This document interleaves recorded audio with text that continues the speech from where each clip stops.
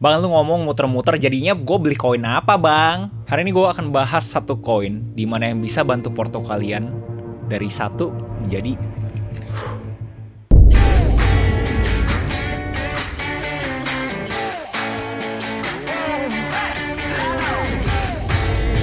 Hai warga kreatif, buat kalian yang belum kenal, nama gue Agus Teo Halim, dimana 2 hari sekali gue selalu upload video di YouTube dan semuanya berhubungan dengan industri kreatif, kreatif manajemen waktu, kreatif negosiasi dengan klien, kreatif membaca buku, apapun yang sifatnya kreatif akan selalu gue bahas di channel ini, termasuk kripto. Jadi kalau kalian berkenan, monggo di subscribe. Yes, gue tahu ini bukan crypto channel, tapi seperti gue bilang, namanya kreatif itu menurut gue sangat generik, dan kreatif itu adalah sesuatu yang di luar normal, dan sesuatu yang di luar normal biasanya beresiko.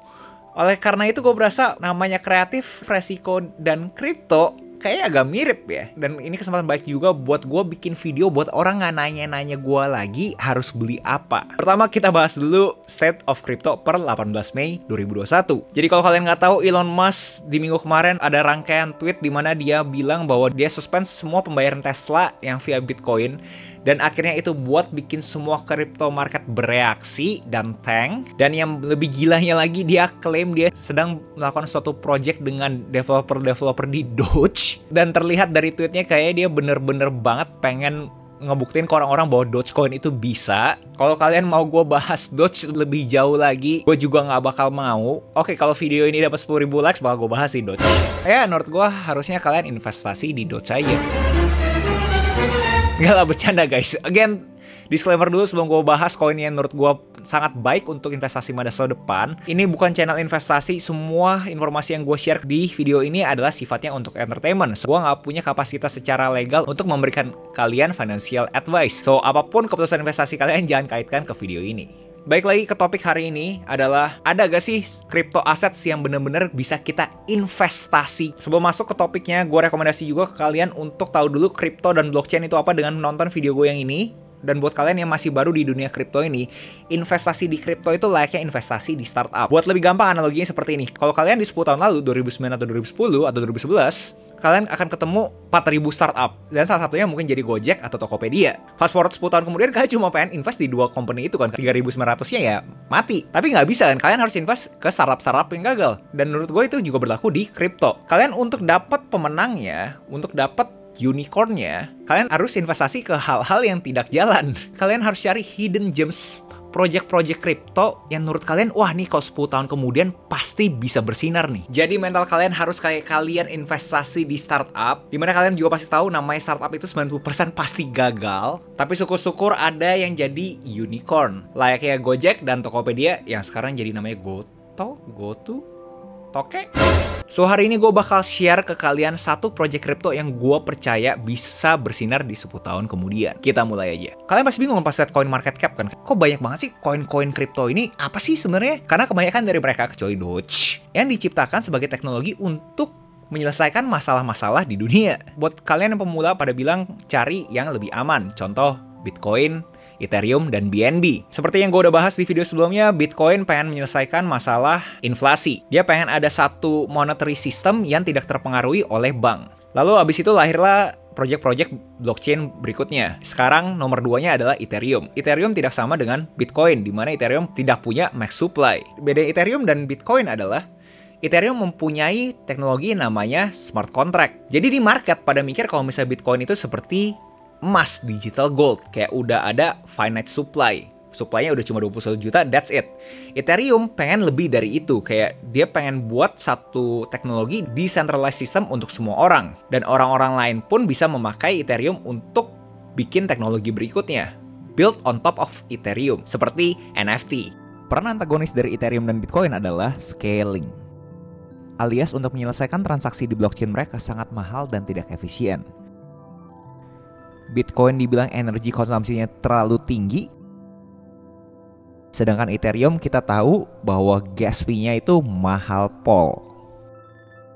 Dan udah banyak banget project yang coba menyelesaikan masalah ini. Project yang benar-benar gue percaya namanya adalah Cardano. Pendiri Cardano ini adalah Charles Hoskinson, di mana dia juga co-foundernya Ethereum. Bitcoin punya problem di scaling juga. Bitcoin paling cuma bisa bikin 4 transaksi per second. Di compare dengan sistem yang sekarang kita pakai contoh kayak Visa, itu bisa sampai 24.000 transaksi per second. Kenapa sebegitu lama? Kenapa jomplang? Karena kalau misalnya decentralized, sebegitu banyak komputer yang harus says oke kan, harus validasi kan. Dan itu semua adalah kriptografi yang orang harus memecahkan kode tersebut. Jadi kan prosesnya agak lama. Di-compare sama Visa di suatu centralized system. Ada satu website namanya TX Street yang mencoba simulasi seberapa cepat atau lama validasi Bitcoin dan Ethereum. Terlihat emang Ethereum jauh lebih cepat, tapi kita tahu gas fee untuk Ethereum itu sangat mahal.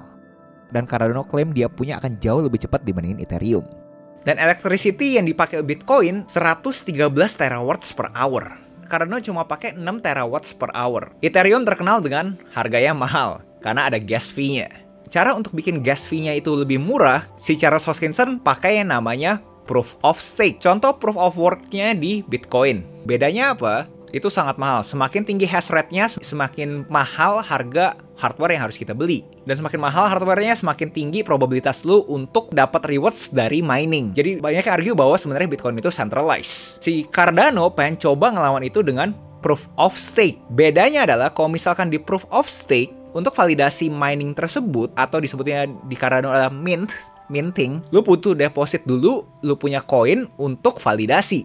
Yang validasi, yang verifikasi, ya yang pegang koin tersebut. Jadi dia punya best interest untuk memastikan apa yang dia validasi itu benar. Karena kalau misalkan dia juga fraud-fraudan, kan bikin semua sistemnya runtuh. Nah, ini berkorelasi dengan poin berikutnya adalah game theory. Jadi, kalau misalkan kita ngomong game theory, ya semua orang nggak pengen kan kalau misalkan mereka fraud. Karena kalau misalkan mereka melakukan fraudulent activity, kalau mereka ketahuan, mereka bisa di-kick. Tapi mereka juga nggak ada kepentingan ngelakuin itu karena mereka punya best interest adalah kalau bisa ini berkembang terus dan semua win. Dan semuanya menang. So, bedanya Proof of Work dan Proof of Stake adalah Proof of Work itu semua komputer boleh mining. Sedangkan kalau Proof of Stake yang sudah dipilih dan harus deposit koinnya.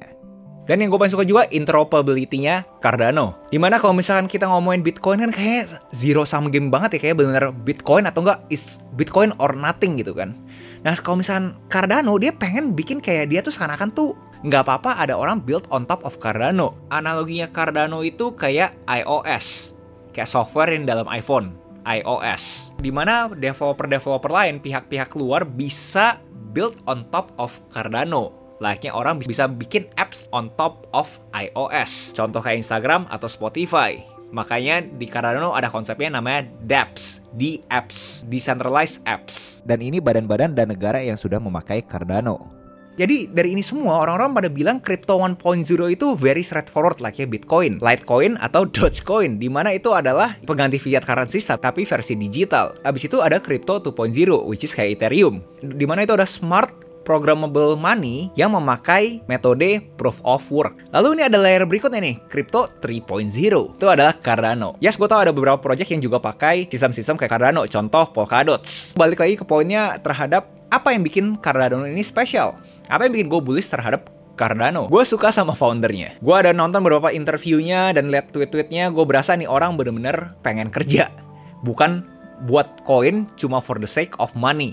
Kayak bener very product first punya orang. Bro, itu mah pencitraan doang. Yes, gue tahu, tapi ini 2021 gue rasa semua orang butuh pencitraan kan. Oke, bro, kontranya apa bro? Kontranya yang seperti Mark Cuban argue di Twitter sama si Charles Hoskinson sendiri bahwa lu mau seberapa keren pun lu punya teknologi, tapi kalau misalkan nggak ada adopsi massal ya percuma. Tapi Charles Hoskinson pun bilang mereka sudah di dalam trajektori yang tepat untuk mendapat critical mass. Tapi again itu semua arguable, tapi poinnya Mark Cuban gue rasa adalah nggak ada gunanya teknologi sekeren apapun kalau nggak ada influencernya. Seperti yang kita tahu, Dogecoin aja dengan ada influencer Elon Musk, Papa Elon, bisa naik sekian banyak persen. Gue juga percaya aspek egonya si Charles Hoskinson. Buat kalian yang nggak tahu, si Doi itu keluar karena ada perbedaan pendapat dengan Vitalik, foundernya Ethereum. Dimana si Doi berasa butuh terima VC funding, si Vitalik nggak mau.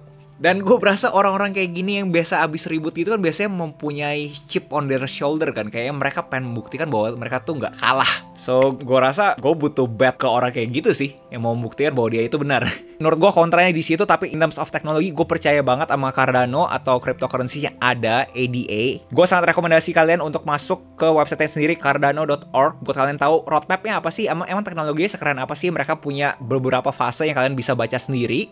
Yes, gue bullish banget sama ADA ini ada. Karena Bitcoin sekarang kan market cap-nya sudah 1T kan. Gue spekulasi gue pasti ada lah yang akan mencapai 1 triliun dolar punya market cap. Dan asumsi Cardano bisa dapat 1 triliun punya market cap, Sekarang Cardano ada di 56 billion punya market cap. So kurang lebih untuk mendapat 1 triliun punya market cap, mereka harus dikali 18-20 kali. Ngobrol begoy sekarang kalau kalian beli di 1,79 bisa jadi sampai $35.